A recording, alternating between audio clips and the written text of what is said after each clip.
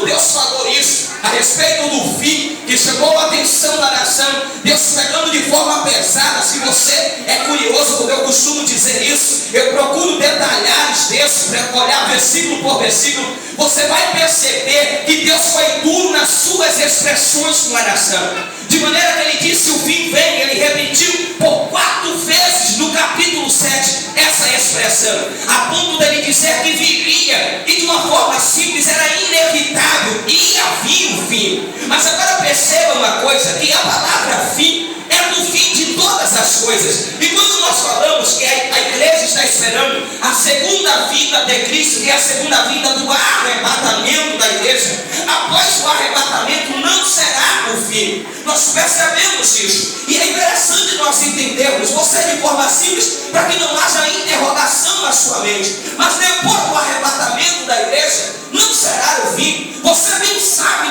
dos processos que hão de acontecer. Mas para eu falar da segunda vida, que é a vida que a igreja espera, que é a vida do arrebatamento da igreja, e para falar da terceira vida que eu denominei no capítulo 19 do Apocalipse, nós precisamos entender primeiro. Quando nós percebemos a respeito do fim, que ele vem sobre todos os 4 cantos da terra, você vai entender que tem propósito a primeira vinda de Jesus. Para essa segunda se cumprir na minha vida, na sua vida, ele tem um propósito interessante. E eu vou ser simples para falar. A primeira vinda de Jesus, ela foi pronunciada no Antigo Testamento. A primeira vez que a vida de Jesus, ela foi pronunciada é no livro de Gênesis, que o próprio Deus se interessou em dizer, quando o homem pecou, quando a sua criação falhou diante de Deus, desobedecendo Adão e Eva, falha, no capítulo 3, verso 15, todos nós conhecemos esse texto. O Senhor vai olhar naquele momento para a serpente e vai dizer que por certo ela haveria da semente da mulher, ia nascer um varão que por certo certamente pisaria a cabeça dela. Mas perceba que ele expressa que haveria a atuação dele. Qual era a atuação de Satanás? Ferir o calcanhar, ou seja, ferir a igreja. Mas perceba que sobre a igreja existe um pé todo poderoso que vai estar esmagando a cabeça da serpente. Quando ele profere isso, ele está pronunciando a respeito da primeira vinda de Jesus. Os nossos irmãos, os patriarcas, de uma forma ou de outra, de uma forma figurada, mencionou a respeito da vinda de Jesus. Quando a Bíblia menciona que o nosso irmão Moisés, ele também proferiu de forma figurada aquela serpente que foi pendurada, e que as pessoas olhavam ali, era uma forma figurada de Jesus Cristo. Entendemos que o salmista também, eles resolveram escrever, entendendo nós a divisão destes salmos, são 150, dividido como os homens de Deus, como Emã, como Etã, como Moisés, como Asaf, os filhos de Coré, como o próprio Moisés escrevendo, 50 deles anônimos e 73 de Davi. O texto vai dizer que 2 salmos interessantes presumindo a vida de Cristo e todo o processo. No capítulo 22 nós vamos ver o salmista proferindo, dizendo que o Messias, ele viria e sofreria, mas ele sairia vitorioso. Aleluia. No capítulo 24 o texto vai dizer para nós de forma simples que o salmista vai ter a visão extraordinária: levantai as vossas cabeças, ou seja, levantai portas as vossas cabeças. Mas por quê? Porque entrará o Rei da Glória. O salmista começa a pronunciar esta vida extraordinária do nosso Senhor Jesus Cristo. Agora perceba que dentre os nossos irmãos que proferiram, tem um que é certamente que todo mundo conhece, tanto que às vezes as pessoas é difícil chamar o seu nome, ou até mesmo tem um charme para nós, pregador, quando nós queremos falar sobre o livro de Isaías. Aí às vezes nós até omitimos o nome de Isaías, aí a gente fala assim de uma forma bonita: abra no livro messiânico. Aí todo mundo já sabe quem é o livro messiânico. Aí nós já estamos falando de Isaías. Isaías foi um propulsor, aquele que pronunciou por deveras vezes a vinda de Jesus, aquele que pronunciou: o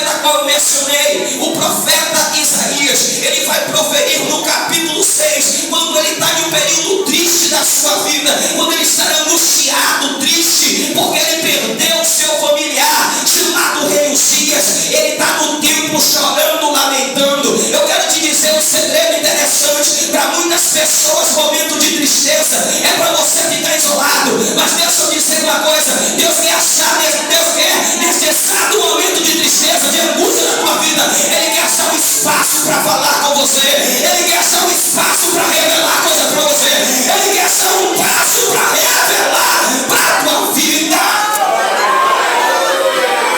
Tem pessoas que quando estão tristes quer se isolar, mas quando Isaías estava triste, Deus resolveu revelar para ele. E o que Deus revelou foi abrir os céus para Isaías. Isaías tem a visão do trono. Isaías vê os anjos, serafins, voando e adorando ao Senhor, dizendo: Santo, Santo, Santo é o Senhor dos exércitos. Nesta hora ele toma um impacto com o seu procedimento, com as suas atitudes, e ele vai reconhecer, ele vai dizer: ai de mim, que sou homem de lábios impuros, que habito no meio de um povo de impuros lábios. Mas quando ele reconhece tudo que Deus gosta que nós reconhecemos a nossa fragilidade, Deus gosta que nós reconhecemos nossos erros, Deus gosta quando nós reconhecemos as nossas falhas. Quando ele proferiu, Deus disse: ei, serafim, pega a brasa viva, mas toca na boca de Isaías para purificar ele da sua iniquidade. Quando foi purificado, o texto vai dizer para nós que quando houve a purificação, o texto vai dizer que Deus agora mostra a sua necessidade. A necessidade de Deus foi aclamada: a quem enviarei e quem há de ir por nós? Isaías logo entende, abre a boca e diz: eis-me aqui, Senhor, envia-me a mim. Deus precisava naquele exato momento, e Isaías se disponibilizou para ir, mas o projeto de Deus ali era para dar outra lição para a nação de Israel. No capítulo 7, o texto vai dizer para nós de Isaías que quando Deus disse: a quem enviarei, que ele certamente proferiu dizendo: eu estou aqui, pode me enviar. Deus disse: vai até Acais, vai lá para Acais, porque Acais está em apuro, Acais está em guerra certamente, mas vai lá e conforta o coração dele com as minhas palavras. Quando ele chega lá, ele vai chegar para Acais e vai dizer: Acais, Deus me mandou, eu vim aqui para dizer para você que você pode pedir um sinal para ele, porque ele vai dar um sinal para você. Acais achou-se orgulhoso, olhou para o profeta Isaías e disse: eu não vou pedir sinal a Deus. No pensamento dele ele disse: eu não vou incomodar a Deus. Olha para Deus e diga assim: você não incomoda a Deus não, meu irmão, você não incomoda a Deus não. O que Deus mais quer é que você confia nele, é que você confia nele, é que você espere nele.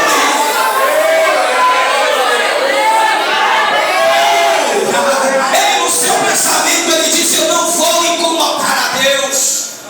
Aí quando ele falou isso, Deus disse: ei, Isaías, vá lá e dê uma contrapalavra para ele. Qual é a contrapalavra, Deus? Aí no capítulo 7, verso 14, Deus disse: olha, diz para ele que eu mesmo, já que ele não quer pedir sinal, eu mesmo vou dar um sinal para ele. Versículo 14: esse é um aviso e conceberá, e dará a luz a um filho, e porá o nome de Emanuel. Que traduzindo, Deus dizendo: se ele não quer sinal, eu mesmo vou dar um sinal que estou com ele, que estou com ele, que estou com ele na face da terra. Deus disse: se você não quer pedir, eu mesmo vou dar o sinal. E o Senhor pronuncia através de Isaías a vida de Jesus e mostra como seria. É interessante que depois disso aí aparece N profetas. E eu vou mencionar mais um. No livro de Amós, o profeta Amós vai ser usado por Deus em um período que a nação também se distanciou de Deus. No capítulo 4, Deus vai usar o profeta Amós naquele texto no verso 12 que todos nós conhecemos, Deus dizendo: porque isso te farei, ó Israel,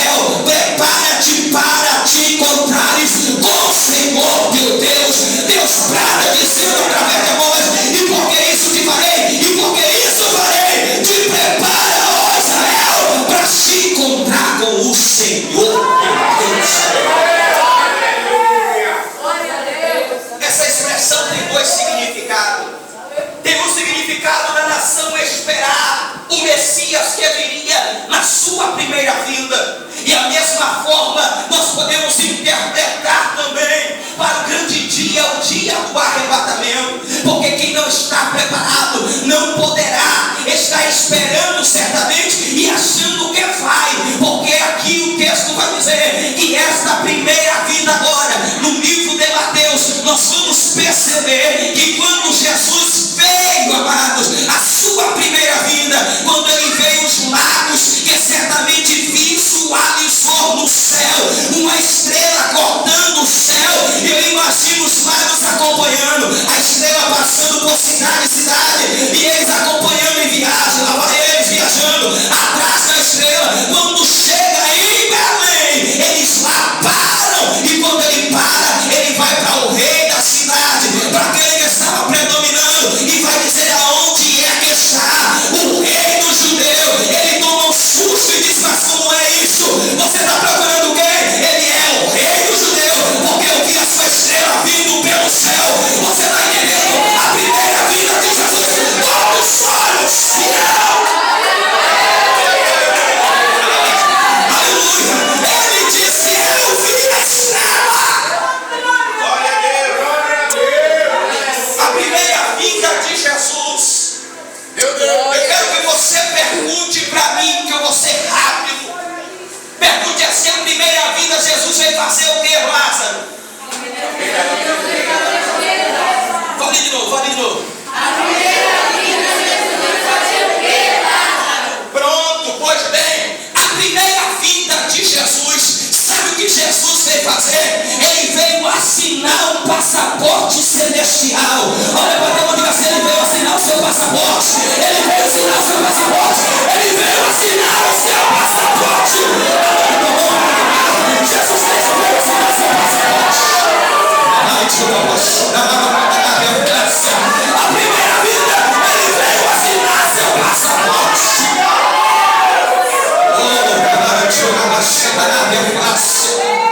A primeira vinda, Jesus veio assinar o passaporte. Agora perceba por que ele veio assinar o passaporte, querido. Porque sem a assinatura dele, ninguém pode ir na segunda vinda. Você não pode entrar em outro país se você não tiver passaporte. Então nosso passaporte é o passaporte celestial. Perceba, Jesus veio tratar conosco. A primeira coisa que ele veio fazer, para você tirar o passaporte, seus documentos têm que estar em dias.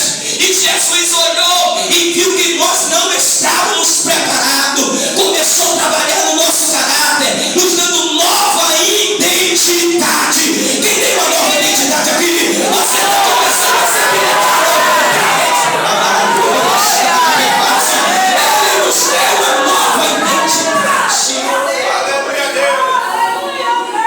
Quando ele nos entregou essa nova identidade, ele mesmo certamente fez esse passaporte, de maneira que ele diz: segure, guarde o passaporte.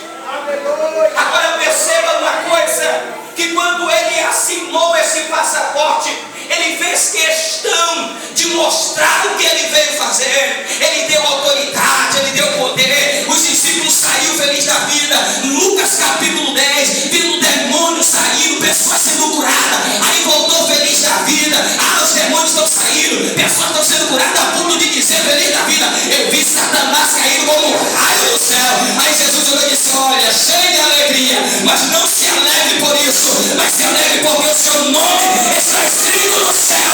Há um consulado lá no céu.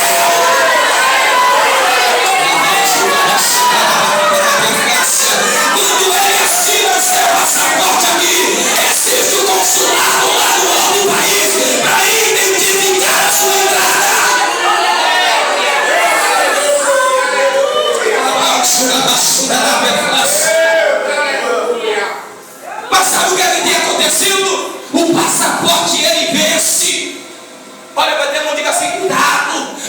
passaporte não está vencido. Cuidado para o seu passaporte não estar vencido. Passaporte ele vence. Aleluias. Tem muita gente nessa expectativa dessa viagem celestial. Mas perceba que é necessário que o seu passaporte esteja em dias.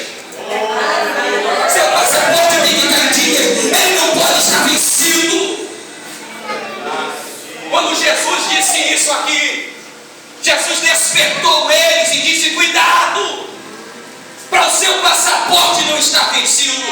Pergunte em alto e bom som, assim para mim, Lázaro, como é que o passaporte vence? Como é que o passaporte vence? Pecado.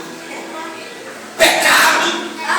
Pecado vence o passaporte celestial.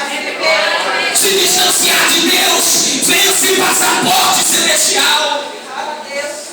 O pecado faz o seu passaporte ficar vencido.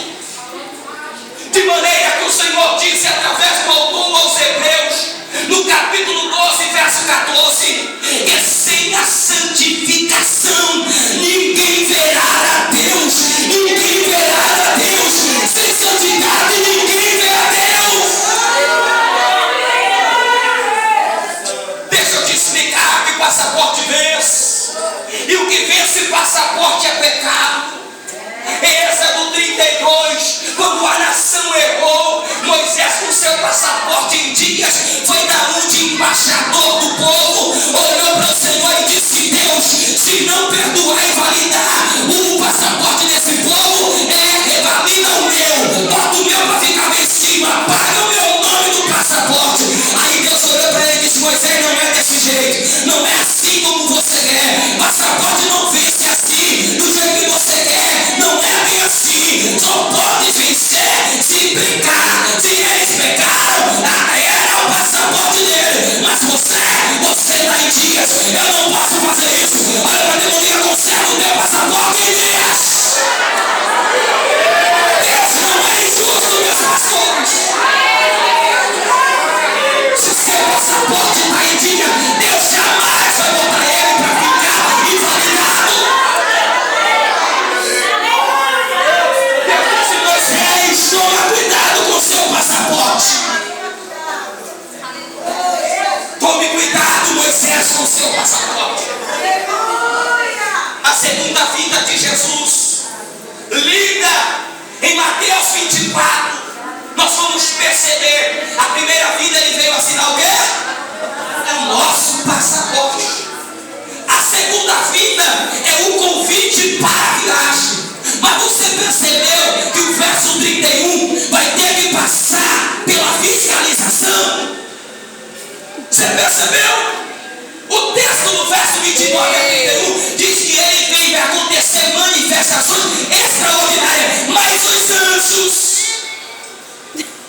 conhecido aqui como os federais, que está lá no guichê, a fila imensa, eles analisam o passaporte. Quem está apto, ele diz: vai para lá. Quem não está, ele diz: passa para cá. Aí o Senhor diz: eu vou vir para levar, mas só vou levar quem está com o passaporte em dia.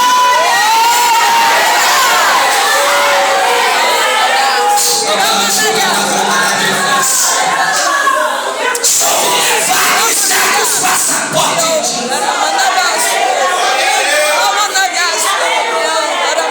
Os anjos vai estar para corrigir os passaportes. Oh, Espírito Ele Santo. vai pegar e vai analisar: você está rápido, pode vir para cá. Você vai para cá, vai se endireitar, vai botar seu passaporte em dia, porque vai ter um processo difícil, mas vai ter oportunidade.